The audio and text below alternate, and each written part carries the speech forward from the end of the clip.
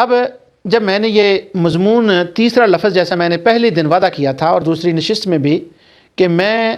اللہ تعالیٰ کی توفیق سے شبہ کا ازالہ کروں گا کہ انبیاء اور صالحین نافع بھی ہوتے ہیں اور ان کے ذریعے سے نقصان بھی پہنچتا ہے۔ جب یہ میں نے تیسرے لفظ پر غور کیا اور آیات قرآنیہ کو دیکھا تو جو دوار والی آیات ہیں یا جن سے یہ مفہوم نکلتا ہے کہ رسول اللہ صلی اللہ علیہ وسلم یا صالحین نقصان پہنچاتے ہیں، تو وہ ایک بار میں نے ان کو دیکھا تو اس کے بعد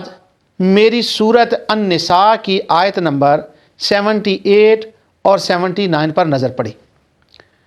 وہ جو آیت میں نے تلاوت کی اور اس کو میں نے دیکھا تو میں نے یہ ارادہ بالکل تبدیل کر دیا کہ میں وہ روایات یا وہ آیات جمع کروں یا آپ کے سامنے رکھوں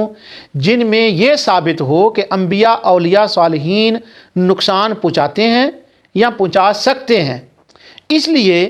کہ یہ ادب کے تقاضا کے بالکل خلاف ہے کہ اس نقصان کی نسبت انبیاء صالحین کی طرف کی جائے۔ لیکن سمجھانے کے لیے صرف اتنی بات ہے کہ جب وہ نقصان کی نسبت ان کی طرف ہوتی ہے تو معنی اس کا یہ ہوتا ہے کہ ان کا گستاخ ان کی بد دعا کا شکار ہو جاتا ہے اور اللہ تعالیٰ کی ناراضگی اس پر ہوتی ہے اور خدا کے غضب کا کوڑا اس بندے پر برستا ہے جو انبیاء اور صالحین کا مخالف ہوتا ہے، تو ان کے اس اعتبار سے ان کو نقصان پہنچتا ہے، وہ تباہ و برباد ہو جاتے ہیں، وہ جہنمی ہو جاتے ہیں، ان کو ان کی بد دعائیں لگتی ہیں، تو وہ دنیا میں اس طرح ہو جاتے ہیں کہ بس وہ نقصان میں ہی رہتے ہیں۔ لیکن وہ میں نے بالکل ارادہ کینسل کر دیا کہ میں اس اعتبار سے اس مضمون کو بیان کروں کہ وہ کس طرح سے نقصان پہنچاتے ہیں۔ اب اس آیت کا ترجمہ سنیے جس کی وجہ سے میرا ارادہ بدلا اور میں نے یہ فیصلہ کیا کہ تیسری نشست میں بھی ہلکا سا اشارہ کر دوں کہ وہ اپنے گستاخوں کے لیے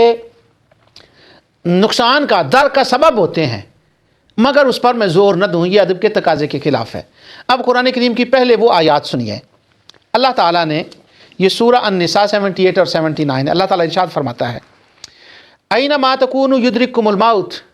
ولو کنتم فی بروج مشیدہ، کہ موت سے تم بھاگ کر کہیں نہیں جا سکتے، کہا تم گھروں میں چھپ جاؤ، قلعوں میں چھپ جاؤ، کہیں چلے جاؤ، موت آ کر ہی رہے گی۔ میں اللہ کے حضور دعا کرتا ہوں کہ یا اللہ ہم سب سامعین ناظرین کو موت سے پہلے توبہ کی توفیق عطا فرمانا۔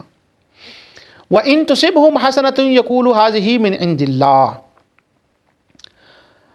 اور ان لوگوں کو اگر کوئی فائدہ پہنچتا ہے تو کہتے ہیں یہ خدا کی طرف سے ہے۔ وَإِن تُصِبْهُمْ سَيِّئَةٌ يَقُولُوا هَٰذِهِ مِنْ عِندِكَ، اور ان منافقوں کو اگر کوئی نقصان پہنچتا ہے تو وہ یہ کہتے ہیں هَٰذِهِ مِنْ عِندِكَ، وہ رسول اللہ صلی اللہ علیہ وسلم کو مخاطب کر کے کہتے ہیں کہ یہ جو ہمیں نقصان پہنچا ہے عندکا، یہ تو نے پہنچایا ہے، تیری وجہ سے یہ ہمیں نقصان ہوا ہے۔ در کی نسبت وہ رسول اللہ